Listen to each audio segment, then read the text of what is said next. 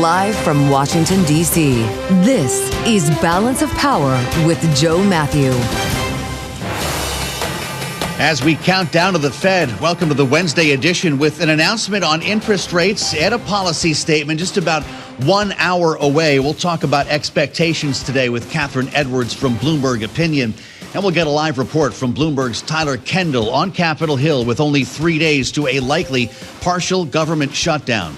An analysis from our political panel. Bloomberg Politics contributors Rick Davis and Jeanne Zaino are with us. Fed Day, a boatload of earnings, and it's all starting right now. At the bottom of the hour, 1:30 p.m. Eastern Time, we'll begin our special Fed coverage. Michael McKee has just left our Washington bureau, dispatched to the Federal Reserve here in D.C., and we'll have some very pointed questions, I can assure you, when he spends some time with Fed Chair Jay Powell. We'll have the announcement live, of course, and the policy statement as we work our way towards the news briefing. All of this against the backdrop of a debate surrounding affordability here in Washington, D.C. It drew the president out of the bubble yesterday as he spent some time on the road in Iowa, specifically a speech in Des Moines as part of his affordability tour. And this morning, spending time celebrating what they call the Trump accounts. This is, of course, the investment accounts for newborns, drawing financial contributions from around the corporate sphere. We saw the likes of J.P. Morgan and others here in town today to be part of that celebration. But of course, we've also got an eye right now with regard to affordability and the fallout from Minnesota, a very large lack of trust on Capitol Hill, and one that could, in fact, lead to a government shutdown in just a couple of days. We are ever closer to the Friday night deadline. Tyler Kendall has been combing the hallways of the Capitol, talking with lawmakers today to get a sense of whether there could be any deal when it comes to DHS funding. That's the matter that has held this up following the second fatal ICE shooting in Minneapolis last weekend. Tyler, what are you hearing? And are we expecting a partial shutdown no matter what at this point? Well, Joe, I can say that there is this sense that at least the sides are talking together and they are having negotiations, which feels in stark contrast to what happened during the last government shutdown, where it felt like the sides weren't even going to engage. The only thing is we are not, it appears, any closer to a deal as we careen towards Friday's deadline. The thing is that we heard from the Senate Majority Leader John Thune earlier today speaking to reporters in the hallway, and he said that Democrats really have to be engaging with the White House. It appears Republicans are really putting on the table here that there can be some non-legislative solutions, perhaps something done through executive action that could put some curbs on ICE, except for that Democrats don't really want to see that. They have repeatedly said that there needs to be something tangible tacked on to a bill that would include some of the things that they are asking for, including mandatory body camera mandate or warrant requirement, something a little bit more firm that could impact ICE's operations on the ground. The issue with that, though, is that if there's going to be a legislative solution, it's going to take a little bit of work and it's going to get complicated. Even if we see them strip out DHS funding, decide to push forward and approve the 5 other bills that are in this package, you're going to have to bring the House back into town. That is, one, logistically difficult at the moment because they're out of Washington until February 3rd, but it is also going to be difficult politically since we know that it's going to be hard to get any such changes, particularly related to immigration enforcement, through the lower chamber. Joe, the last option here is maybe we'll see some sort of standalone legislation emerge, but at this point there haven't really been concrete discussions around if that is going to be a viable option, but we are definitely up against the clock, so at this point we'll see if something comes from it. Well, the discord around the Department of Homeland Security is palpable here, even on the Republican side, Tyler, when you see the likes of Tom Tillis, Lisa Murkowski calling for Kristi Noem, the secretary, to step down over what happened in Minneapolis, and the reaction, the language that we heard from the likes of Noem and Gregory Bovino. We've got articles of impeachment on the House side, but also these Republican senators who are standing up to oppose the administration on this front. Is all of this slowing down the opportunity to find a deal on funding? Well, it definitely could, because we have to remember that is really what is at the heart of this at this point, a policy debate. In fact, President Trump had weighed in within the last hour in an interview with ABC News, criticizing Tom Tillis and Senator Lisa Murkowski over their opposition. And we actually just heard from Tom Tillis speaking to reporters here, basically pushing back against the president's criticism, saying that he's not going to be deterred in his opposition, that he wants to see Kristi Noem removed from her post. Now, you mentioned there is some movement around an impeachment resolution in the House. By last count, I believe it has about 160 Democratic signatures on it. We have to keep in mind a simple majority is needed for impeachment. So if we do the math, that would mean at least 3 House Republicans would have to get on board in order to approve any articles of impeachment. And right now, it's hard to see where they would actually find those numbers in the House. So instead, Joe, you're going to hear a lot about this focus on investigations. We've heard a lot more senators, Republican senators, more comfortable with that idea that they are going to hold full investigations. As of now, the next date that we are expecting the DHS secretary to be up here on Capitol Hill is March 3rd. That was for a previously scheduled oversight hearing in front of the Senate Judiciary Committee, but no doubt this is going to be the focus. Yeah, that's for sure. Dick Durbin even suggesting she may or may not have the job by March 3rd. Tyler, thank you. With us live from Capitol Hill on what's going to be another busy one here as they try to find a solution. Bloomberg's Washington correspondent. We're just hearing from some of our reporters down the corridor from where Tyler is standing in the rotunda. Speaking with Jeanne Sheehan, of course, the Democratic senator from New Hampshire has been key as a negotiator in bridging the gap across the aisle on any number of issues. She was just asked if she would vote to open up the government this time. She said, what we need are reforms for ICE. She went on to say, we have not yet also seen a formal proposal on Obamacare tax credits. It's not getting any easier as we assemble our political panel. Bloomberg Politics contributors Rick Davis and Jeanne Zaino are with us. Rick is our Republican strategist, of course, partner at Stonecourt Capital, joining us, if you're with us on Bloomberg TV, from a warm and sunny Phoenix, Arizona. Jeanne, with the rest of us on the East Coast, our Democratic analyst and democracy visiting fellow at Harvard Kennedy School's Ash Center. Rick, what do you make of this rhetoric from the likes of Jeanne Sheehan? If she's not convinced, I'm guessing most of the rank and file are not either on the Democratic side. That's right. I don't think they want to take any promises, from the administration to do better. They've been down that road before. I go back to the rescissions battle in the first budget. It really set the wrong tone, right? I mean, when the administration says, no matter what you give us, we're going to rescind it, that then harkens into their minds today that says we could cut a deal with these guys tomorrow, and they just decide to go back on it a week from now. So there's a lack of trust, and without the trust, those kinds of promises are going to not be taken. So they're looking for statutory changes. Statutory meaning in law, the agencies, in this case DHS, has to do the things that they direct them to do. And it's hard to blame them. They've not been in on any of the decision making when it came to the big, beautiful bill that added huge amounts of funding to DHS. So they're skeptical. And I think that reflects where we are today with these negotiations. Certainly Jeanne Sheehan indicates that in her comments today. And so, look, I mean, what that probably means is we're headed toward a shutdown, at least for a little while, until the House can approve whatever deal the Senate strikes. 12:01 a.m. on Saturday. Jeanne, we heard from Jeanne Sheehan, as noted, add Senator Chris Murphy, the Democrat from Connecticut, who rarely holds back. He says the things we care most about are getting an independent investigation, that's one, and ending these roving patrols terrorizing Minneapolis. He says solving these problems with secret police and getting some identification of body cams. If all of these items were in a separate standalone piece of legislation, would Democrats go along, vote for the funding bill, and then vote on this separately? I think they might. They certainly would seriously consider it. But I think from the Democrats' perspective, and from the perspective of so many Americans, the problem here is that what we've seen with the president, Donald Trump, is a change in rhetoric, but not changes in policy on the ground yet. Obviously, that may be coming, and the shifting of Tom Homan in there may help bring that about. But until people see those kinds of operational changes, those kinds of policy changes, they are going to remain very concerned and unwilling to support the budget that was previously put into place, given the fact that we've seen 2 Americans shot dead on the streets of Minneapolis.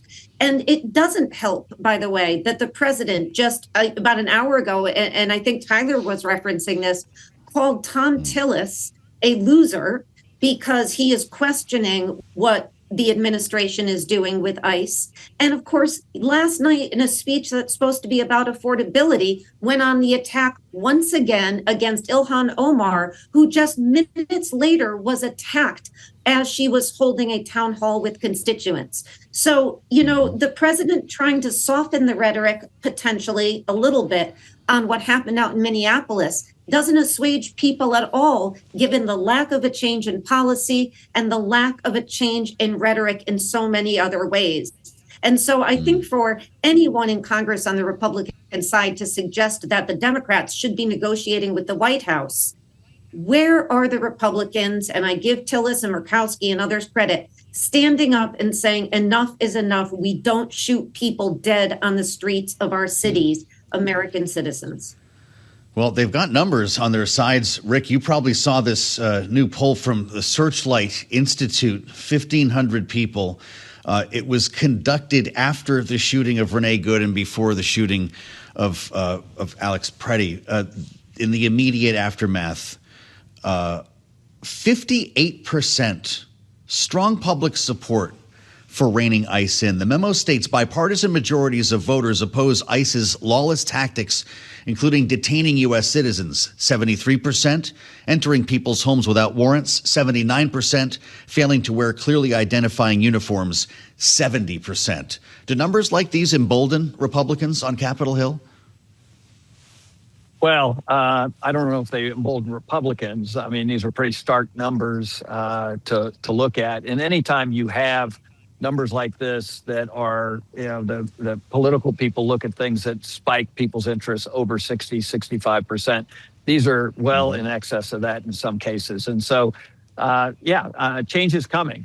This was a set of issues around immigration, both the border and the implementation of deportations, that were wildly popular for President Trump when he ran for election only a year ago. And now they've completely turned upside down to the point where Republicans are really starting to question, especially House Republicans, what do they say when they go back to their constituencies for the midterm elections? They used to be able to talk about and even demagogue the immigration issue because it was so egregious. The open border policy of Biden gave them something that they could really talk about all the time. Now that's off the table. Talking about immigration now is going to lose you votes if you're a Republican, not get you votes. And this coalition that Donald Trump put together of especially young men and minorities, when you dig into that poll, you find that it's even worse in those categories. And so they're not going to be reliable voters for the Republican caucus come midterms. Boy, what a reversal. And when I say embolden, I mean in terms of opposing the administration on this one. Jeanne, I was struck last evening on the late edition of Balance of Power. Megan Hayes, the Democratic strategist, was with us and stopped herself when she almost said abolish ICE. She said we cannot use that word and went out of her way to say we need to reform ICE, because for a lot of Democrats, this sounds a heck of a lot like defund the police. In this same poll, Democratic messaging, more voters preferred reforming ICE than abolishing the agency, 30% to 19%. How careful do progressives need to be with that messaging? They should be very careful with it, but it's more than just the messaging. The reality is we do need a secure border. That is clear. Any thinking person knows that. And had Donald Trump stopped at securing the border, which he has done a very good job at, and not sent masked gunmen onto the streets of the cities, his numbers would be absolutely reversed from what they are. So it's not just a rhetoric issue, I think. It is the reality. We need sound border policy and patrols. And, I was talking to a group of young people yesterday, and one thing that struck them as so egregious, it sounded silly to them, but just to show people how the insanity of what has happened here with ICE. The idea that you would train ICE agents for 47 days because Donald Trump is the 47th president of the United States sounds like it's from an SNL skit. And yet that's what we are told the training amounted to. So we need serious immigration reform. We need serious border security. We don't need rhetoric. We do need patrols.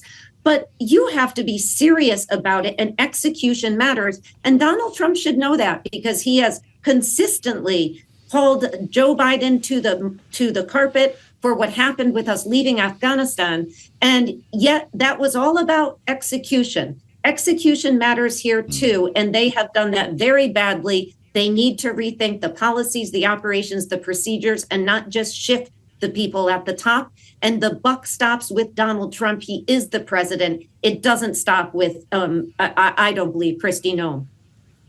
Well, we'll see if Kristi Noem is even impacted by that. We've only got a minute left here, Rick. We spoke last evening with the author of articles of impeachment against Kristi Noem in the House of Representatives. I think at last check, she had 160-something Democrats on board. Would there ever be a world in which Republicans would join that effort, or is this up to the president? It's an interesting question, Joe, because this coalition in support of the president's agenda with deportations is fraying at the edges. Tillis isn't the only one who is speaking out about it. In fact, even the corporate community is starting to distance themselves from the Trump administration. So, look, you never want to see another thing happen like what's been happening in Minneapolis. But at the end of the day, anything else that the ICE or border agency do that puts civilians in harm's way is going to be a fire inside this administration and could result in Republicans voting for impeachment. Rick Davis and Jeanne Zaino, thank you both so much for the insights. We'll turn our attention to the Fed coming up. Kathryn Edwards joins as we count down to special coverage, an announcement at 2 p.m. Eastern. This is Bloomberg. Things flattening out ahead of the Fed, and we'll have, of course, much more in our special coverage that begins just moments from now, 1:30 p.m. Eastern time, as you would expect. Thanks for joining us on a truncated edition of Balance of Power here on this Fed Day.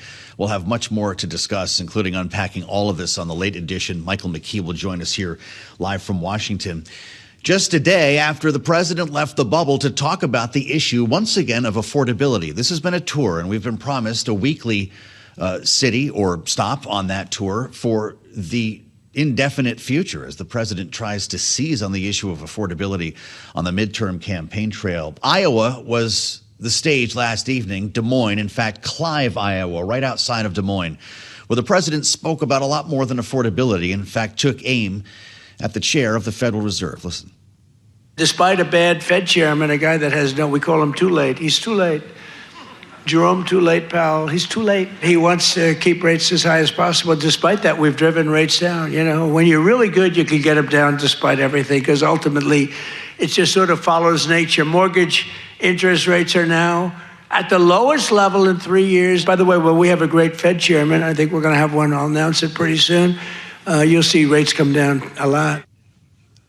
We'll see about all of that. And we spent some time ahead of the Fed today with Kathryn Edwards, economic policy consultant and Bloomberg opinion contributor, with us live on Bloomberg TV and radio. Kathryn, it's great to see you. I'm guessing Donald Trump might be disappointed by the outcome of this meeting today. What do you think?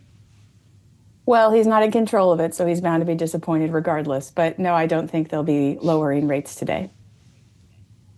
Not lowering rates today. Did the market get ahead of itself in expecting a series of rate cuts this year? I mean, I think it's hard to say. The economic data is not conclusive, and that's why we are in this pattern of small cuts and holding steady. An inconclusive economy that's slowly slowing down with bright spots and dark spots happening with every monthly data release is simply hard to predict. I mean, the market might be exuberant and optimistic, but in their negativity about the economy, but that's not the same as like a bait and switch or a rug pull. I mean, truly, our economic situation is difficult to parse. The Fed's not trying to get ahead of the situation in a way that is unwarranted by the data. So I understand that the market wants to make long decisions, but the Fed has to take it as it comes.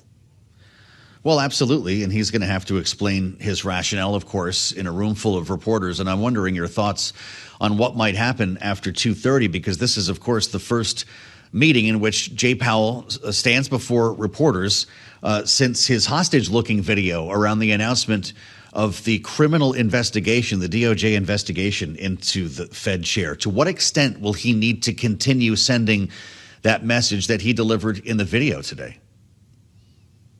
I would suspect that he hopes it doesn't come up at all, and that the decision-making of the board, of which is not solely him acting today, speaks for itself and has the data speak for itself, and not having to defend his position against political attacks. I mean, this press conference is supposed to be about his take on the economy and what the Fed sees going forward, telegraphing stability and independence. I'm sure he doesn't want to talk about it. I'm sure someone will bring it up. Yeah. I mean, then there's reality. Of course, the tenure of the Fed chair seems like fair game, and that's what, of course, this is all leading to. I'm sure that Lisa Cook is going to come up as well. What would you ask the Fed chair today, Kathryn? I think it depends. Is it going to be Mr. Fed Chair, or is it going to be candid? I've always wanted to know what Powell thought about certain aspects of our economy, just how much pressure the labor market can take, how long our estimates of monthly job growth are going to be able to be sustained in the face of population declines, and what the Fed plans to do about that. I mean, the political questions of today are in some ways the least interesting. He's being attacked because he's independent. I don't know what he could say that would make that a more interesting conversation. I mean, the real questions about our economy are the big ones, the ones that we don't have the answers to. He's under attack for no good reason. But what are we going to do if immigration does decline to the degree that it could, given the crackdowns? How are we going to view economic growth if all of it is coming from the healthcare sector? Is that really a sustainable future? How does the Fed think about those types of issues, these big picture questions about the economy? Because we focus on this press conference of this meeting of this day for this rate cut, but they look 20 years in the future, and we don't really ask him about that. And I would want to know about those big picture swings, the ones that really have our economy on the line. What a really great answer. Does Christopher Waller's status as a Fed chair candidate ride on his position today? I couldn't tell you. I don't mean to sound glib, but I don't think that Trump's appointments are that predictable or that transparent. It's really about what they say behind closed doors of how loyal they are to him, and we can only speculate what that is. I mean, Powell was a Trump appointee, and here we are, all these years later, of him being what did he call? I don't even care. Calling him some name because he disagrees with him. I mean, there's no really predicting that. What I will say is I think that there are a lot of people who are going to be forced into the position of lying to the president about their independence if we are able to preserve Fed independence. It's going to come down to someone being a very successful liar to the president in order to say, well, of course, I'll do what you want, and then I'm going to become a Fed chair and you have no control over me. That's a pretty tenuous place for a very vital aspect of our economy to be in. Yeah, that's quite a pretzel. Kathryn Edwards, will the president have to deal with the overhang of affordability for the rest of this year? Yes. It's something that I think the Biden administration had to learn as well, is that there are some bills in the economy that come due, and it's not your fault. You didn't start it, but it's coming due on your watch. We've had a solid 5 decades of pretty weak income growth and wage growth for the bottom third to 70% of the income distribution, depending on the year. We've had very little successful forays into making housing, healthcare, childcare, or elder care more affordable for families. And these things are going to stack up over time. They're going to accumulate and get worse. There's no 1 or 2 month fix for a 5-decade problem. Got about a minute left. Does Jay Powell stay on the Fed board after this term ends? Has the president put him in that position, or do you think he cannot wait to leave? I think he stays. I mean, I think his character would be that he would stay and kind of help shepherd the next Fed president through a very delicate fight to maintain independence, and I don't think he would walk away. I mean, he's going to have that great book deal whenever he leaves, whether it's in a year or 4 years. So I don't think he has to rush out to sign. I think that he can stay and finish the job. He strikes me as someone who has a lot of personality buried underneath a public visage. Fascinating. Some unexpected answers from Kathryn Edwards. Kathryn, it's great to see you. Thanks for being back with us here on Bloomberg, and look for her work, Bloomberg Opinion, OPIN Go, on your terminal, and of course at the website, Bloomberg.com. I'll meet you back on the late edition of Balance of Power